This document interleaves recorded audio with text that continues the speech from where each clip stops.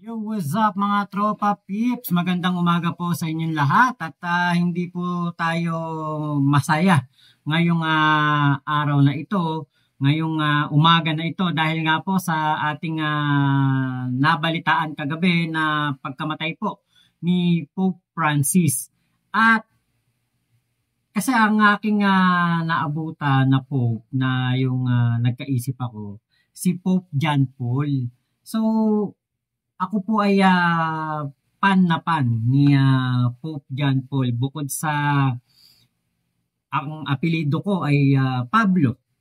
So, si Pope John Paul ay merong Paul, ay Pablo yon sa Tagalog, di ba, sa Biblia.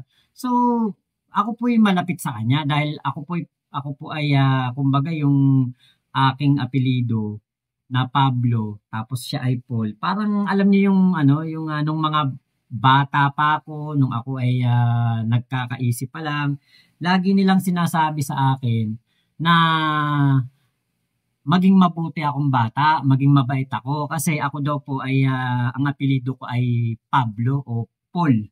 So parang naano lang ako na naging maano ko kumbaga malapit sa sa naging malapit po ako sa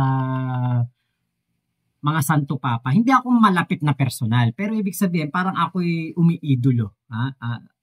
Na na-research ko pa nga dati noong pupunta si Pope John Paul dito sa Pilipinas.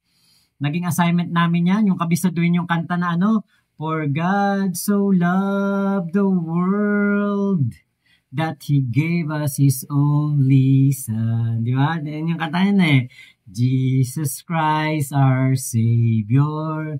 Isa-isa kayong pakakantahin sa harapan ng sa harapan ng kapag GMRC na namin na subject ng bata pa ako. Isa-isa kayong pakakantahin sa harapan ng mga klase mo. Dapat kabisado mo yung tono nung For God so loved the world na yan.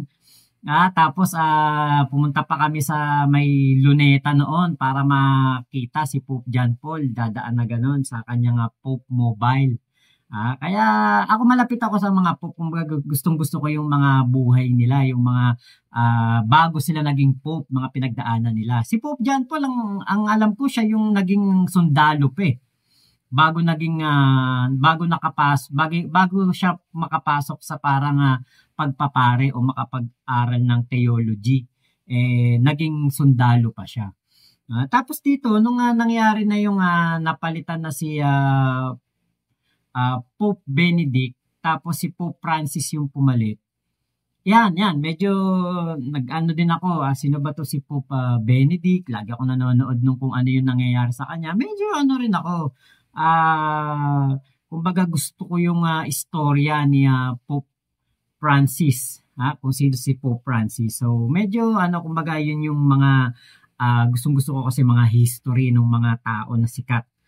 So isa yan si Pope Francis, si Pope John Paul sa mga nagustuhan ko na Santo Papa. Tapos pumunta pa dito sa atin si Pope Francis noon at dumalo pa to sa Tacloban. Kaya lang ang alam ko noon bumabagyo o may bagyo, umuulan na. Kaya naging mabilis lang ang pagdalaw niya sa Tacloban. Pero hindi siya pumayag. Ito ang pinaka-the best. Hindi siya pumayag na hindi makapunta ng Tacloban kahit po nandun na yung bagyo. Nandun na yung bagyo sa Tacloban. Bumabagyo kahit na medyo kumbaga parang nababahala na yung mga organizer sa kanyang sitwasyon dahil nga po ang Tacloban ay daanan ng bagyo, baka nga may mangyari sa kanyang masama. Yung eroplano pa niya, di ba? Syempre lalapag dun sa Tacloban Airport. Kaya gusto sanang cancelahin yung kanyang pagpunta doon sa Tacloban, pero hindi po siya pumayag. Talagang yung kanyang dedication para mapuntahan ng mga taga-Tacloban dahil po sa nangyari noon na yung bagyo na napakarami pong nawala doon sa Tacloban, talagang gusto po niyang makiramay, kumbaga magdaos ng misa doon. So ito po nga si Pope Francis. Kasi ako katoliko po ako. Talagang pinanganak po akong katoliko, nanay tatay ko katoliko, lola ko napaka madasalin. Dati naalala ko pa noon nagro-rosaryo kada hapon. Sabado ng umaga magsisimba kami para sa mga bata, tapos linggo ng hapon magsisimba rin para naman po sa sa mga elderly.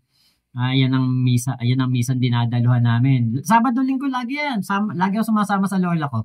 So ngayon po, kumbaga, ang isa sa hindi ko makakalimutan na ginawa ng isang tao na lumapastangan kay Pope Francis ay si Digong. Si Digong eto. Biglang nagbalik tanaw sa akin ang lahat nung maalala ko yung ginawa nitong si Digong kay Pope Francis. Yung nabalitaan ko kagabi na namatay itong si Pope Francis. Alam nyo, hindi ko naalala agad kung ano yung mga nagawa niya, kung ano yung mga pinunta niya rito sa Pilipinas. Hindi yun ang pumasok agad sa isip ko. Alam niyo kung ano pumasok agad sa isip ko? Etong video na to, panoorin po ninyo. Cut short, it's 5 o'clock. Ito na timing po sa traffic. Alam mo, I advise you mag-ihi muna kayo.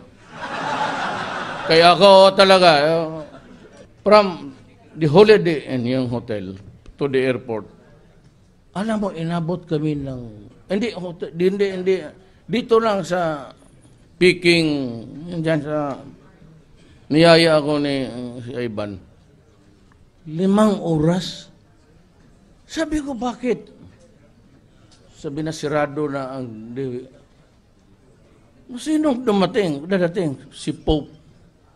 Gusto ko tawagan na, Pope, putang ina ka, umuwi ka na. Huwag ka na magbisita dito na.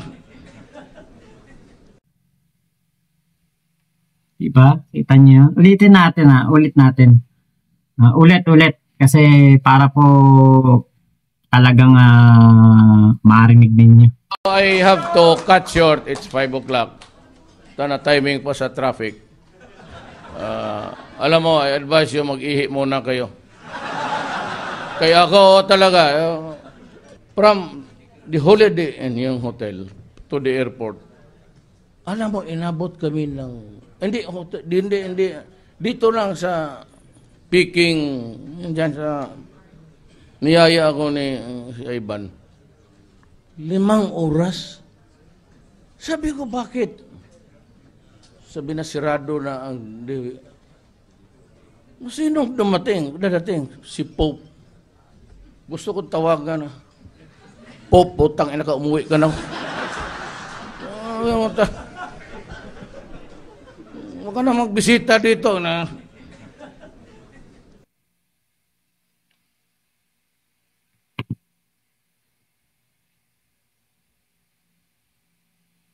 Kaya siguro pinaparusahan ng Diyos si Digong ngayon no? Kaya siya ay incarcerated ba tawag dun? Dahil siguro sa ganito, di ba? Bukod sa tinawag niyang stupid ang ating Panginoon, di ba? Ito, Santo Papa, di ba? Ano to Ito ang pinakamataas na leader ng simbahang Katoliko. Buhay pa, santo na to. Di ba buhay pa? Ito sineselebrate na ang pagiging santo nito dahil mga mabubuting tao po ito kaya naging Santo Papa, kaya naging Pope. Tapos di ba minumura lang ng gano'n ni Digong? Kaya alam niyo yun, pinikilabutan ako. Matay yung balahibo ko. Tapos nandun pa si Bongo. Eto tignan nyo, andyan si Bongo sa likuran ni Digong. Hindi ko na lang i-ano ko na lang. Natawa pa si Digong. Si Bongo.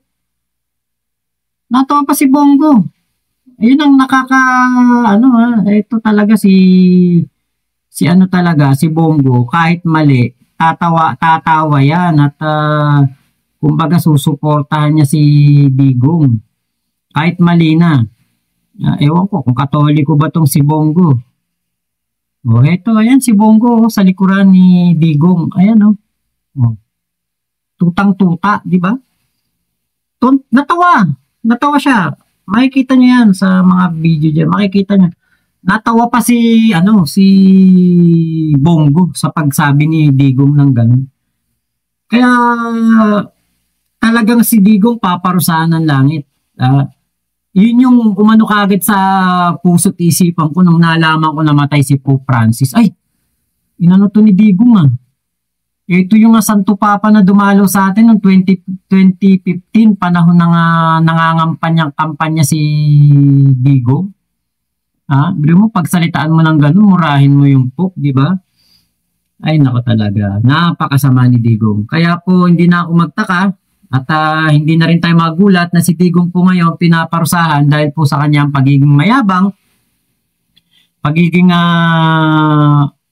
akala mo kung sino, mapagmura sa mga taong gumagawa ng mabuti, mga mabubuting tao, minumura niya, kaya nakakulong po siya sa sa The Hague, sa ICC ngayon. Alam niyo po ba si Digong, aminado naman siya na talagang masama siya at meron nga po siyang sinabi na siya'y mapupunta sa impyerno. Talagang sinabi niya yan na mapupunta siyang impyerno at papalitan daw niya si Satanas doon. Sasampalin pa nga daw niya Tingnan, panoorin po ninyo to. Mabutit na lang may 10 dito na talagang mapunta sa langit. Lahat kayo dito, marami kayong kasalanan. Kung anong pinagawaan ninyo sa buhay ninyo. Impyerno kayo. Magkita-kita tayo doon. At huwag kayong matakot, sinasabi ko, kung mapunta tayo sa impyerno, marami tayo. At maraming magagandang, saan na pala nakapunta yung magaganda? Kala mo punta yan sa langit? Yung magaganda nandoon sa impyerno rin. Kaya ako, pag ako ang namatay, totoo, at magkasabay tayo sa gano'n, mag-parade tayo, punta tayo doon sa trono ni Satanas. Ang gawin ko sa harap ninyo, sampalin ko yung putang inang Satanas na yan at putulin ko yung yung ikog, yung buntot niya. Gawain natin balbakuwa. Sabayan natin ng inom doon. Wala yan, huwag kayo matakot dyan kay Satanas. Ano pa tayo patakutin ng Satanas? Di bale, malapit na tayo mag-take over. Kung may eleksyon lang, panalo talaga tayo doon. So ayun, sabi ni Digong malapit na daw mag-take over. Nako, kailan kaya yun? Mga DDS, siya mismo nagsabi niyan. Mga DDS, DDLs, DDFs, Duterte, siya mismo nagsabi niyan, malapit na daw niyang i-take over ang impyerno. Kung meron nga daw election, tsak daw na panalo siya dun sa kasamaan. Galing mismo yan sa bibig ni Digong. Pero actually, alam nyo, si Digong, buhay pa po ito. Pero alam nyo, may mga signos na, may mga sign na ito po ay mabubulok sa kulungan o magdurusa o kumbaga malaki ang kanyang pagbabayaran sa kanyang buhay bago siya kumbaga yung papahirapan muna siya. Alam niyo kung bakit? Ito, panoorin po ninyo itong video na to. Kaya maski noon pa talagang may away na ako sa pare, ganitong langaw na ito. Utos man nila ito. Kanina pa sunod na sunod sa akin. Naligo naman ako, yung mga buang.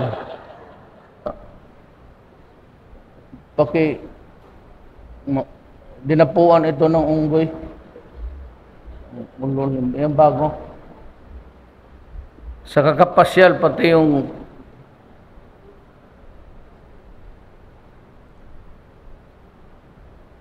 yung buti na lang, be. Diba? Nakita nyo? Buhay pa nilalangaw na. Diba? Yan si Digong. Buhay pa nilalangaw na. Imagine niyo siya lang yata ang presidente na ganyan. Buhay pa nilalangaw na. Pero, Hindi lang po langaw. Eto pa, panoorin nyo pa po itong video na to. Same with Amy Marcos. I think you know better than I do.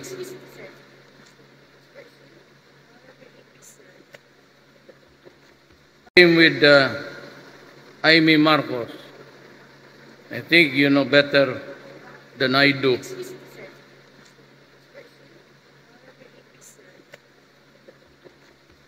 O, di ba? Napakalala. Ipis. Ipis po. Imagine niyo, buhay ka pa. Nilalangaw ka na, iniipis ka pa. Buhay ka pa, iniipis ka na. Gaano ka kabulok? Gaano ka itim ang budhi mo? Gaano ka bulok ang iyong kalooban? Para yung ipis, gapangang ka. Diba? Naku. Napaka ano po niya. Napaka tindi po niya. Yun langaw nga na dumapo sa kanya, sinisi pa yung mga arsobispo. Utos daw yun ng mga obispo. Diba? Kaya alam niyo si Digong, after kong mag-sink in sa akin, etong mga nangyari na ito, pagkamatay ni Pope Francis, tapos yung pinagmumura niya yung si Pope, tinatwa niya ang Panginoon, pinagtawanan niya. Alam niyo po, deserve ni Digong. Talagang deserve niya na makakulong po doon sa ICC. Talagang itong taong to, no remorse. Talagang ito po ay nararapat po na mabulok sa kulungan dahil po sa kanyang mga ginawang kasalanan, pagmumura sa Pope, kay Pope Francis, at pagtatawa sa ating Panginoon, pagtawag ng stupid, di ba? Alam talaga to. Talagang po ito, pangkulungan talaga, pambulok talaga sa kulungan. Kaya kita niyo, 41 days na sa loob ng kulungan. Kapon, 40 days niya, daming galit na galit sa akin kasi nag-post ako ng gano'n na post, happy 40 days in Hague. Ang dami pong nagagalit sa akin. Pero di ba, yun ang totoo, masaya si Digong na nandun siya sa The Hague. Bakit? Nakakatulog siya ng maayos, hindi siya napeperwisyo ng mga senatorial balls niya, hindi niya kailangan gumising parang mangampan niya. Diba? Masarap ang pagkain, masarap ang tulog, malambot ang higaan, hindi katulad ng mga biktima ng EJK na walang due process. Si Digong may due process. Kaya po, happy 41 days kay Digong sa The Hague. Diba? Deserve niya yun. Ngayon ko lang masasabi to, deserve niya yun na mabulok sa kulungan. Sign yun, yung ginapangan siya ng ipis, dinadapuan na siya ng langaw, buhay pa, in national TV. Gawin niyo yun. Di ba? Pero alam niyo po, ito po naman ang, kumbaga kaibahan ni PBBM kay Digong. Pagdating sa pagtrato kay Pope Francis, ibang-iba po si PBBM. Talagang ang ating pong Pangulo ay punong-puno ng kababaang loob, punong-puno ng pagmamahal sa kapwa. At kaya po mabait kaya po mabait at nagpapakabait daw po itong si PBBM dahil daw po sa mga aral ni Pope Francis. Kaya alam nyo, tama lang si Digong, deserve niya na makulong, pero si PBBM, ito po ang kanyang mensahe kay Pope Francis. Panoorin po ninyo. Si PBBM po mismo ang nagsasalita dito sa video na to. I have had the honor and the privilege of already having had an audience with him in Rome. I was able to talk to him. And I thought, thank you. Papasalamat ako sa kanya. And when I saw him in Rome, ang sinabi ko, nagpasalamat ako, thank you for reminding us with your lessons of humility. Like talaga, the one thing that this book teaches us is humility. Alam mo, sabi sa akin, imbis na sinasabi, I will pray for you, ang sabi niya, please pray for me. Ibang klase po, is a different kind of ibang klase. Dami ko nang nakilalang Santo Papa. Iba talagang natin book. Kaya pinahahangaan sa ng marami. Actually, nakakatawa na, naka-ready yung mga kodigo na, pero nung nandun na, nakutal kami na. Hindi na namin nasabi yung aming mga napaka magandang message na hinanda. Pero yun na nga siya, Filipino, from the Philippines. Enero. I come, Enero. So, ilang folk na na-encounter dito? Wala nung naging presidente yung father ko. Lagi ako sinasama ng mother ko pag may audience with the Pope. Kaya pala mabait. Si Benedict na. Kaya napakabait ko. Influenced by the highest priest of the land. He's a rock star. Iba ang dating talaga. He's a rock star. Yung kasama ko, yung nakalimutan nga, halikan yung singsing. Ganun nga. Niloloko ko yung anak ko naka-shades. Sabi ko, ba't ka naka-shades? Yung Santo Papa, I forgot! Wala na sa sarili. Starstruck kami lahat. Oh, di ba po? Napanood nyo naman, di ba? Yung pagkikita nila o pagpunta nila kay Pope Francis, di ba? Naalala niya yung kumbaga yung kung ano yung mga aral nito, di ba? Kaya napakabait daw po niya dahil sa mga Santo Papa na kanyang nakilala, di ba? Masyadong ibang-iba talaga si PBBM kay Digong. Si PBBM kahit papaano ay relihiyoso at katoliko, di ba? Kumbaga siya naniniwala siya sa ating Panginoon, pero si Digong na nuknukan ng kasamaan, di ba? Kita nyo, Santo Papa yun, minumura niya dahil lang sa traffic. Actually, nag-sorry yan nag-apologize yan si Digong. Sabi niya, nagagalit daw siya para sa mga Pilipino. Pero, hindi mo dapat ganunin ng Santo Papa, di ba? Kaya, yun lang po, pinakita ko lang sa inyo yung mga video na yan na kung saan ay magkaiba ang ating kumbaga dating presidente at ang presidente natin ngayon, magkaiba ang turing o trato kaya Pope Francis. Kahit na sabihin biro yun, di ba? Kahit na sabihin hindi yung sadya, sabi slip of the tongue, hindi ka tanggap-tanggap yun para sa mga Katoliko na yung ating pinakamataas na na leader ng simbahang Katoliko ay mumurahin lang ni Digong. So ngayon naisip ko, tama, deserve ni Digong makulong dahil sa ginawa niya kay Pope Francis. Diba? Yun ay hustisya para kay Pope Francis. Oo, napatawad siya ni Pope Francis pero hindi siya mapapatawad ng tadhana. Kailangan niyang pagbayaran yun. Diba? Yung mga nagawa niyang kamalian. So, ang ating Pangulong Bongbong Marcos, kaya pala mabait, kaya po pala makatao, kaya po pala makadiyos dahil siya ay mapagmahal sa Santo Papa. Rockstar nga daw ang tingin niya kaya Pope Francis. Siguro pati si Pope John Paul na-meet niya na, si Pope Benedict at baka naging din siya, fan din siya ni Pope Benedict at nito nga si Pope Paul the First ba yun? Pope Paul First yata yun bago si Pope John Paul. Baka na-meet niya rin yun. Kasi 1973 yata na upo na Pope ito nga si Pope John Paul kung hindi ako nagkakamali. So, yun po. Maraming salamat sa pagsama nyo dito sa aking vlog na ito at thank you po sa inyong panonood kasi medyo iba to. Medyo tong vlog natin na ito no? Nadismaya lang talaga ako masyado kay Digong kaya po nung maalala ko yung ginawa niya kay Pope Francis. Sabi ko i-vlog ko to. So maraming salamat po. Ingat po kayo. Nasa mga panig kayo ng mundo. Mama chup chup. Love you. God bless us all. Pilipinas. God first. Tanda-tanda ko yun For God so loved the world that He gave us His only Son. Jesus Christ our Savior. Amen. Amen po. Salamat po.